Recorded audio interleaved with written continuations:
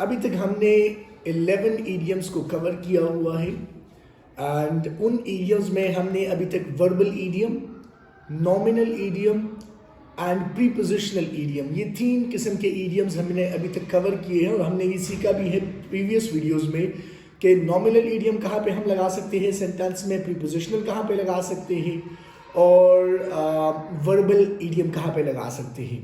आज जो हम इडियम करने वाले हैं वो एक एडवर्बियल इडियम है। हम एक नए इडियम के बारे में सीखने लगे हैं। तो हमारा जो आज का इडियम है that is once in a blue moon, जिसका मतलब होता है 100 साल में एक बार।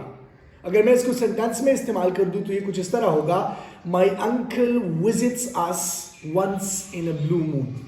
मेरे चचा हमें 100 साल में एक बार मिलने आते हैं। अब अगर इस सेंटेंस को हम गौर से देखें तो ये जो once in a blue moon है इसको मैंने सेंटेंस के आखिर में लगा लिया। ये एक एडवर्बियल इडियम है। एडवर्बियल इडियम का मतलब ये होता है कि इसके लिए हमें सेंटेंस में सबसे पहले एक्शन वर्ब दरकार है, क्योंकि हमने अगर किसी एडवर्ब को सेंटेंस में लगाना है so we definitely need a verb there. तो इस सेंटेंस में वर्ब विजिट का मैंने इस्तेमाल कर दिया।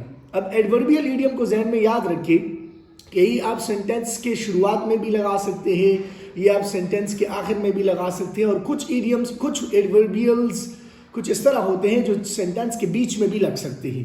But to cut the long story short, आप एडवर्बियल इडियम को सेंटेंस के आखिर में लगाया करें या शुरुआत में लगाया करें, दोनों ठीक है। ये जो मैंने सेंटेंस बता दिया, my uncle visits us once in a blue moon, आप इसको शुरुआत में भी लगा सकते हैं, once in a blue moon my uncle visits us. ये दोनों सेंटेंसेस ग्रामेटिकली करेक्ट है।